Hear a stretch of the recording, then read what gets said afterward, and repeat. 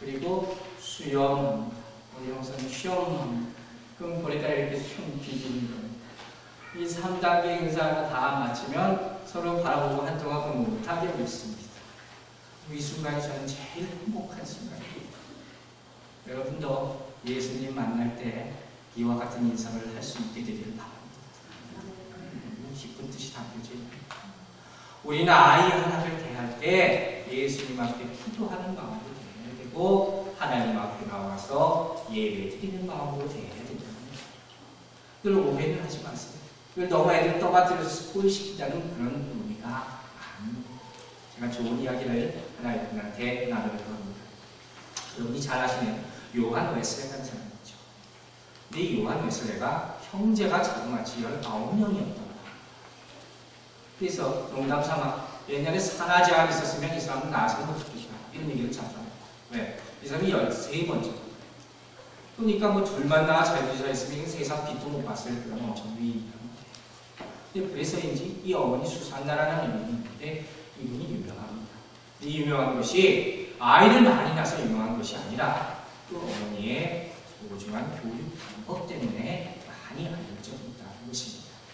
그 교육 방법 몇 가지를 여러분하고 나누도록 합니다. 이미 여러분들이 아마 많이 아시는 것입니다. 첫 번째, 뭐라고 이 어머니가 가르쳤느냐? 아이를 가르치는데 아이가 울면서 이거 달라 저거 달라 하면 절대로 거기에 애쓰지 말라는 거예요. 그 대신 울음을 멈추고 환하게 웃으면서 와서 주세요 해야지 그때 주라는 거예요. 왜 그렇겠습니까? 그때 울을 때마다 주면은 아하 울면 다 통하는구나 이렇게 생각한 나머지 그걸 무기로 삼는 거예요. 그렇게 하지 말아요. 두 번째 가르치는 아이가 잘못했을 때도 잘못을 했지만 그것을 뉘우치고 해결하면 용서해 주라는 것입니다. 용서를 가르치는 거예요. 누구나 다 잘못을 할 수 있어요. 그러나 자기가 잘못했다는 것을 깨닫고 용서를 구할 때 용서를 해줘야 된다. 마지막으로 아이가 아주 잘할 때가 있지 않습니까?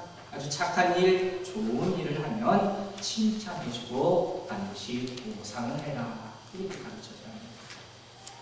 제가 이 가르침을 보면서 많이 생각을 해봤습니다. 저한테도 적용을 해야 될 문제이기 때문에. 그런데 이 세 가지 간단한 가르침 가운데 통점을 찾을 수 있는데 이게 무엇인가? 바로 이런 약속. 하나의 약속이다. 어떻게 하면 어떻게 한다. 가만히 보면 이것이 그냥 이 요한 웨슬레의 어머니 수산나가 만든 가르침의 방법이 아니라 이것이 어디로부터 나왔느냐? 성경부터 나왔다는 것을 발견할 수 있다. 지극히 성경적인 가르침이다 하는 것입니다. 자, 여러분, 하나님과 인간과의 관계에서 항상 생각할 것은 릴레이션십. 하나님이 있고 우리가 있습니다. 가장 중요한 것은 이 관계성이다. 우리는 하나님의 자녀로 태어나면서부터 이 관계를 유지하고 삽니다. 그래서 아담과 이브가 하나님으로부터 멀어진 것은 이 관계가 깨졌다고 설명합니다. 그리고 예수 그리스도께서 십자가에 못 박혀 돌아가신 것은 이 관계가 다시 회복됐다 이런 설명을 하는 것입니다. 이 관계가 그만큼 중요한 거예요. 우리 항상 하나님과의 관계성 가운데 인격적인 부분을 합니다. 근데 이거 신학자들이 뭐라고 설명하느냐? Promise and Fulfillment라는 거예요. 뭐냐면 약속과 성취라는 거예요. 그리고 이 하나님의 약속이라는 것은 그냥 우리 일반적인 우리들의 약속이 사람과 사람의 약속이 아니라 커버넌트라는 즉 언약이라는 거예요.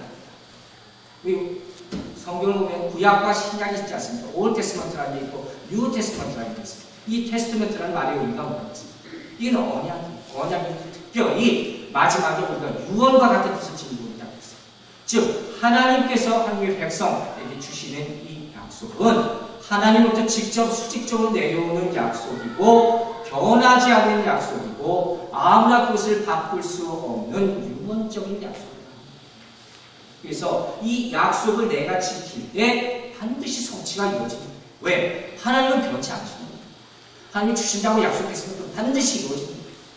문제는 내가 문제인 거지. 내가 그것을 받아들이지 못해서 지키지 못해서지. 하나님의 약속은 절대로 변하지 않는다. 그래서 우리가 이것을 부모와 자녀 사이에 적용할 때 아이들도 성경적으로 자랄 수 있다는 거예요. 왜 그렇게 되겠냐? 약속이라는 게 뭡니까? 약속은 항상 미래지향적입니다. 지금 당장 이루어지는 것이 아니라 나중에 얼마 있다가 내가 일주일 뒤에 뭐 줄게, 한 달 뒤에 뭐 줄게, 네가 크면 줄게, 대학 가면 줄게. 항상 미래지향적입니다. 그렇기 때문에 아이들이 약속 가운데 자랄 때 비로소 미래에 대한 소망을 갖게 됩니다. 이 미래한 소망을 꿈꾸면서 지금 내가 현재 지켜야 될 것과 해야 될 것을 생각하고 살게 됩니다. 이게 지극히 성경적입니다. 이 말씀을 하고 오늘 나오는 예수님께서 말씀하실 예수님을 영접하듯이 아이를 영접하라 하는 그 말씀의 의미가 된다는 것입니다. 이제 말씀을 정리하겠습니다. 제가 사복음서에 나오는 예수의 제자들을 볼 때마다 떠오른 생각이 하나 있어요. 그게 뭐냐? 이 사람들 참 예수님 말 안 듣다. 참 끔찍이도 걱정 안 하고 항상 예수를 실망시켰던 사람들이 이 예수의 제자이지 않나 하는 생각을 하고 항상 부족하고 미숙하고 연약하고 또 지극히 세상적인 사람들이 이 예수의 제자들이었어요. 그런데 그럼에도 불구하고 예수님께서는 실망하지 않으시고 끊임없이 이 제자들 인내하고 또 사랑하시고 용서하시고 기다려주셨어요. 마지막 십자가에 달리는 그 순간까지 이 사랑으로서 이들을 감싸주셨어요. 넘어질 때 이들을 일으켜 세우시고 잘못한 그것을 바로잡아 주셨어요. 불순종하더라도 더 미워하고 하나님께 더욱까지 기다려주셨어요. 이게 예수님 우리를 향한 사랑인 것 같습니다. 사랑하는 여러분, 오늘 어린 주입니다. 그리고 우리가 보고 있는 우리 어린아이들은 어떻게 보면 예수님 앞에 있는 예수님의 제자들과 다를 바가 하나도 없어요. 그러니까 같은 모습입니다. 그런데 오늘 예수님은 뭐라고 말씀하셨습니다? 어린아이 하나를 죄인으로 영접하면 나를 영접함과 같다. 이렇게 교훈을 주십니다.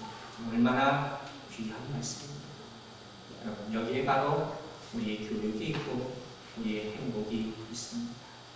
이 말씀 깊이 생각하시고 깨달을 수 있는 여러분들 되시기를 주님의 이름으로 축원합니다.